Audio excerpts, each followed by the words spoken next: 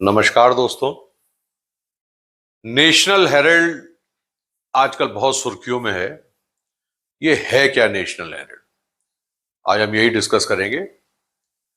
National Herald एक newspaper था जो 1937 में 5,000 फ्रीडम फाइटर्स ने मिलकर शुरू करा था।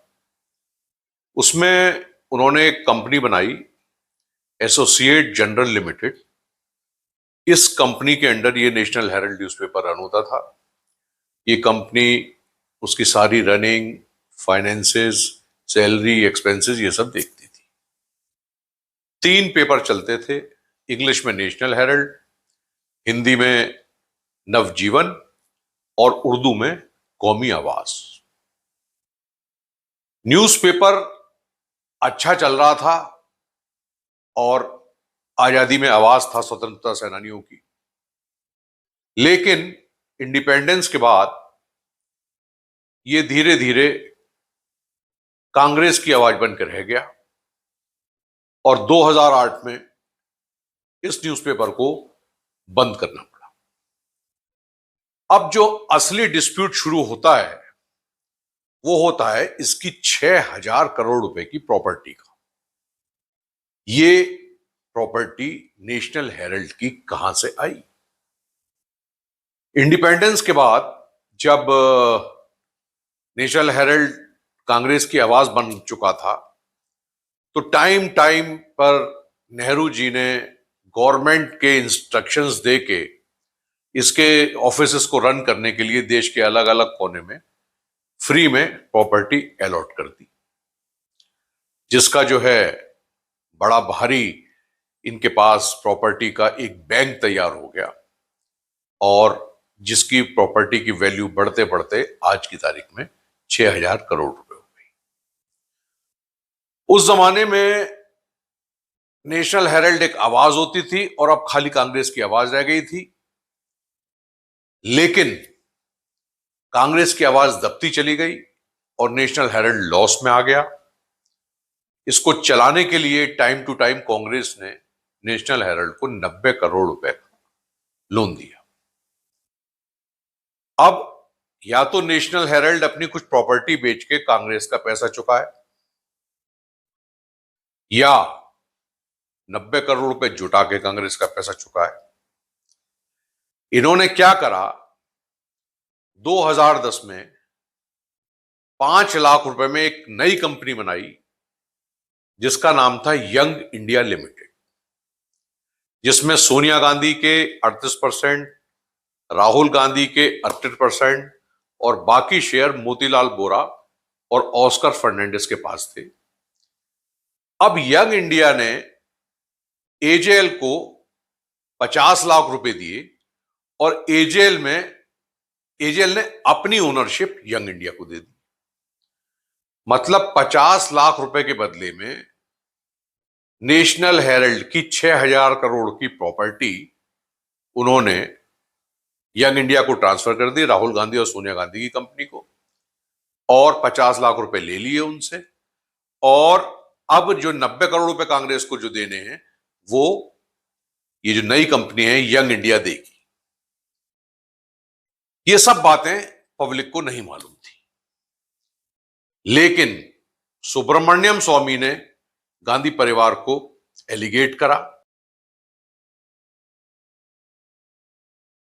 कि गांधी परिवार नेशनल हेराल्ड की प्रॉपर्टीज का इलीगल वे से यूज कर रहा है, जिसमें दिल्ली का हेराल्ड हाउस है और भी बहुत सारी प्रॉपर्टियां हैं। वो इस एलिगेशन को लेकर 2012 में हाई कोर्ट गए और लंबी हियरिंग के बाद 26 जून 2014 को दिल्ली की पटियाला हाउस कोर्ट ने सोनिया गांधी, राहुल गांधी, मोतीलाल वोरा, सुमन दुबे, सैम पित्रोदा को समन इशू करे। तब से इस ऑर्डर का एग्जीक्यूशन डिलेड है। अब सुब्रमण्यम स्वामी के एलिगेशंस क्या क्या थे? नंबर 1 कि सभी कांग्रेसी इलीगल वे से 6,000 करोड़ की प्रॉपर्टी अपने पास ही ट्रांसफर कर रहे हैं।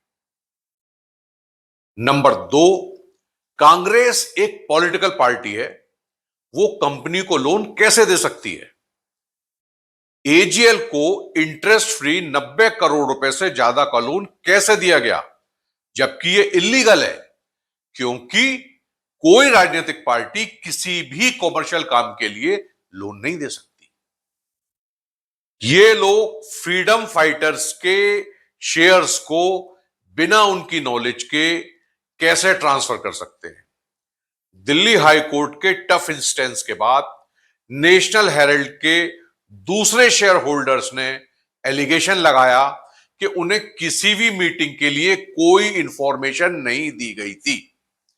शेयर को फ्रॉडेंटली विदाउट कंसेंट ही यंग इंडिया को ट्रांसफर कर दिया गया। भारत के x law minister Shanti Bhushan भी एक शेयर होल्डर थे, जो इस चीज को लेकर बहुत डिस्ट्रेस हुए। एक पॉइंट था कि यंग इंडिया को ये 50 लाख रुपए मिले कहां से।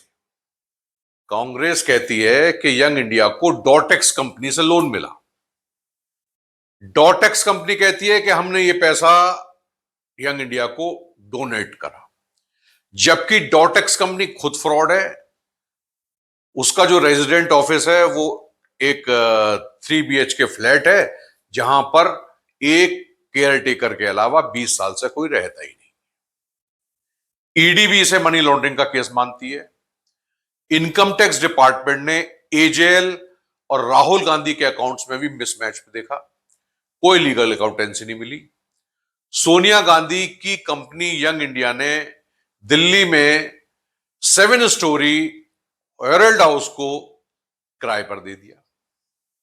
इसकी 2 मंजिला पासपोर्ट सर्विस सेंटर को दे दी गई, जिसका जो है उस समय के विदेश मंत्री हमारे कांग्रेसी लीडर मिस्टर कृष्णा ने इनॉग्रेशन भी करा। राहुल गांधी ने एजीएल में शेयर होने की जानकारी 2009 के इलेक्शन में अपने एफिडेविट में नहीं दी। उनके 2,62,411 शेयर उन्होंने प्रियंका गांधी को ट्रांसफर कर दिए। अब भी राहुल के पास 47,513 शेयर हैं। 20 फरवरी 2011 को बोर्ड के रिजोल्यूशन के बाद एजीएल के शेयर ट्रांसफर के माध्यम से यंग इंडिया को कैसे ट्रांसफर कर दिए गए, जबकि यंग इंडिया कोई न्यूज़पेपर पब्लिश करने वाली या जर्नल पब्लिश करने वाली कंपनी नहीं है। जब एजीएल का ट्रांसफर हुआ तब इसके ज्यादातर शेयर होल्डर मर चुके थे। ऐसे में उनके शेयर्स कहां गए, किसके पास गए? अब कैसे एक कॉमर्शियल कंपनी यंग इंडिया की मीटिंग कांग्रेस की चीफ सोनिया गांधी के घर 10 जनपद पर हो जाती है? कोर्ट ने माना कि बहुत कुछ गलत हुआ है। इस मामले में गांधी परिवार को सबसे बड़ा झटका तब लगा जब ईडी ने 64 करोड़ रुपए की प्रॉपर्टी परमानेंटली हरियाणा के पंचकुला में नेशनल हेराल्ड की कन्फिस्केट कर ली। सोनिया गांधी, राहुल गांधी, सैम पित्रोदा, मोतीलाल वोरा, सुमन दुबे समेत 6 लोगों को एक्यूज बनाया गया। 27 पेज के ऑर्डर में सिस्टमैटिक पर्सपेक्टिव पर विचार करने के बाद कोर्ट इस कंक्लूजन पर पहुंची कि इसमें कोई डाउट नहीं कि यंग इंडिया लिमिटेड के जरिए एजीएल पर कंट्रोल एक्वायर करने में पेटिशनर्स द्वारा अपनाई गई मोडस ऑपरेंडी, जबकि कांग्रेस पार्टी एजीएल और यंग इंडिया लिमिटेड के मुख्य लोग कॉमन हैं, एक क्रिमिनल इंटेंशन का एविडेंस देते हैं। अल्टीमेटली 19 दिसंबर को सोनिया और राहुल समेत सभी कॉन्विक्ट्स कोर्ट में प्रेजेंट हुए। कोर्ट ने उन्हें सिक्योरिटी पर छोड़ते हुए फर्दर प्रेजेंट होने के लिए कहा। तो मैंने बहुत कम शब्दों में आपको